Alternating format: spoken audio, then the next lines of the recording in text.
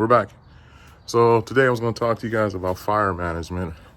If you're just getting into grilling and you're really not knowing about temperatures and staying on top of them, you're probably going to want to get a pellet grill. It's a lot easier than stick burning. Stick burning is where you use pieces of wood to smoke your meat. A pellet grill is a lot easier for a beginner or an old man like me when you don't want to keep coming out checking your temperature or buying expensive gadgets to check your temperature. The important part is keeping an even temperature when you're doing your fire management. So let's take a look at what I'm doing. So here's my old grill. It's still faithful. I've started with some charcoal. I'm warming up some wood. Yeah, it's called warming up some wood. So that way, when you ever notice when somebody's smoking or using wood, they put wood directly on the fire and big white clouds of smoke come out. Well, the wood hasn't been properly warmed up or heated up. If you heat up wood, basically, once it's heated and you put it directly over the fire, it should light it right away, and it should give you more thin blue or clear smoke. That's what you want when you're smoking. Also, when you go to somebody's house and they're grilling, if their grates aren't black or nicely coated, or if they're rusted, basically you don't want to eat off that grill. You want to make sure the grates are nice and black coated. I coat mine with either grapeseed oil, which is can stand high temperatures, or I just use vegetable oil, whatever's available, but that's what I use. Also, the important part when cooking ribs or brisket or any big pieces of meat that you keep the moisture in is I use a pan of water. I put a little bit of apple cider vinegar in the water in the pan, and the pan releases or steam also with the smoke to keep your meat moist. Basically, I'm going to get this fire going up to and maintaining at least 250 degrees, and I'll come back and show you how it's going. But that's basically it. Just get it going, keep the fire temperature going. There you have it. Also, someone sent me a message yesterday stating they wanted to see up close, or for me to show the seasonings I use up close so they can go purchase them. So check this out. I'm going to show you right now.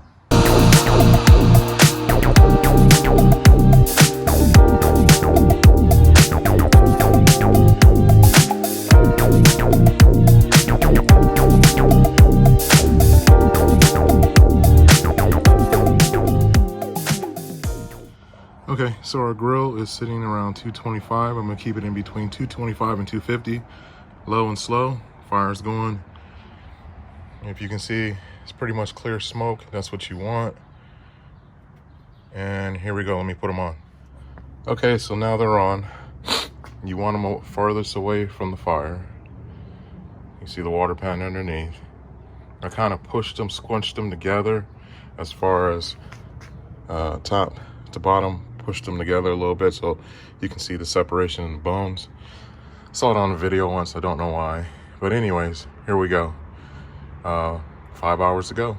Okay, it's been about an hour. Let's take a look. So typically, once you close the lid at the beginning of the hour, you want to leave it closed. I typically, at 30-minute mark, I'll go ahead and spritz it with my apple cider vinegar water mixture out of my handy little spray bottle. I spritz every 30 minutes to keep my meat moist. As you can see,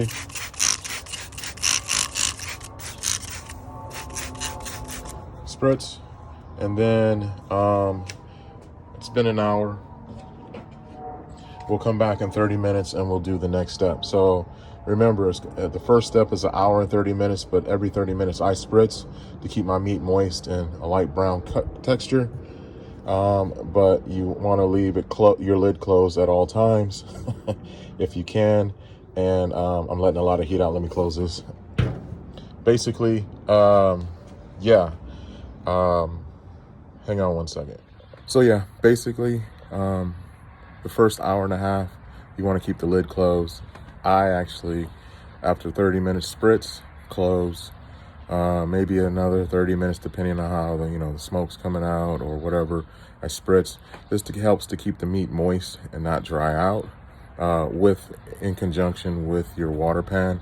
For me, again, I'm not a professional. This is what I do. So, and then at the end of the hour mark, I definitely make sure I spritz. Now, at the end of an hour and 30 minutes, the next step is basically spritz, and then I put a couple pads of butter, very thinly sliced pads of butter across there, maybe across each rack, and then close.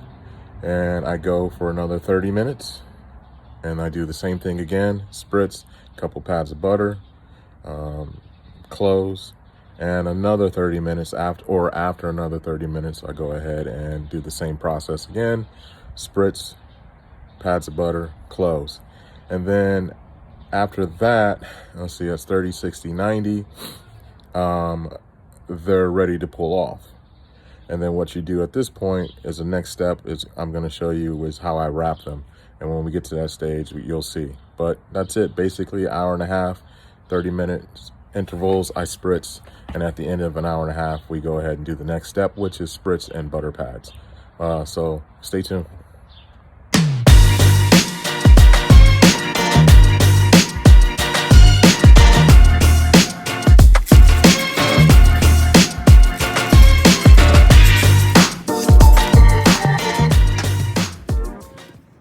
All right, this is something I do. I go ahead and after an hour and a half start spritzing again, get the meat moist, and then I add a couple pads of butter, just like so. You don't have to do this. This is something I do. And we'll see it. The next step in the process is, again, after 30 minutes, do the same thing. Spritz, pads of butter. See you then. All right, another 30 minutes down. Let's take a look. What I did midway through my 30 minutes was I took the rack that was closest to the fire and I moved it furthest from the fire, and I just rotated them around. And the major thing is always keeping the bone side down, meat side up, all throughout the whole cook. So now it's again time to spritz and lay the pads of butter and wait another 30 minutes. See you then. All right, a little temperature spike, but that's okay. 30 minutes down. This is my last 30 minutes. And this is what we're looking at.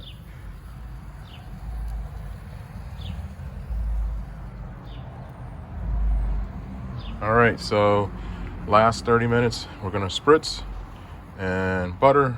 And after that 30 minutes, we'll move on to the next step. See you then. All right, 3 hours down. And this is what we have so far.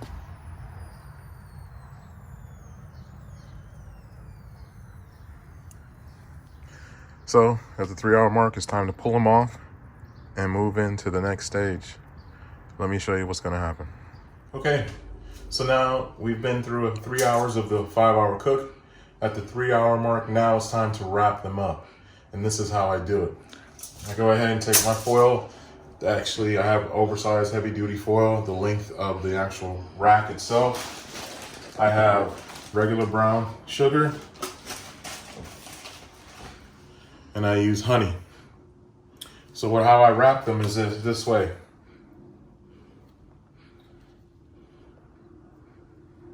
I spread out a little honey.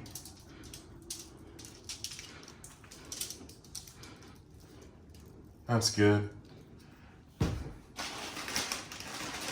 And then take some brown sugar. Get it nice and crumbled. And I just sprinkle it across the honey. Not too much because you don't want them too sweet, but you still want them to have that brown sugary taste to them. And then I take the rack. The meat side goes down into the honey and the brown sugar, the rack side up, just like that. I take one side, the other side, I fold it, then I fold the ends up. And the reason for that is just in case no juices run out of the foil into the grill, they just stay within the foil itself. And that's it. We wrap it up, and then we put them back out wrapped just like this for 1 hour. And then after that, after an hour, I'll be back and I'll show you what the final stage is. Cooking with Otis.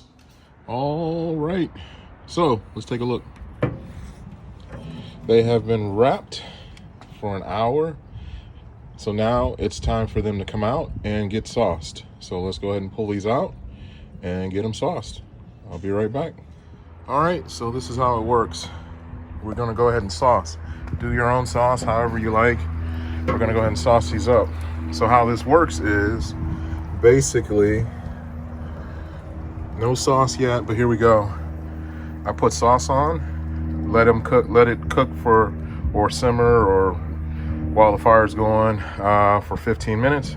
Come back after 15 minutes, sauce them up again, let it go for 15 minutes, sauce them up again, 15 minutes, sauce them up again, and pretty much done. That's the 5 hours. So, or do it again, 15 minutes, then you got 5 hours. So that's it. That's how it's gonna go. Let me get these sauced and I'll show you the finished product after. Stay tuned.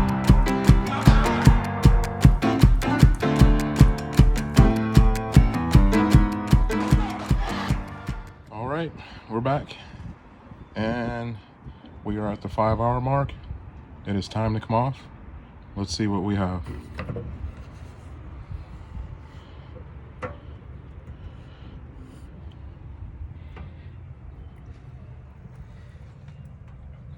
Sticky, icky.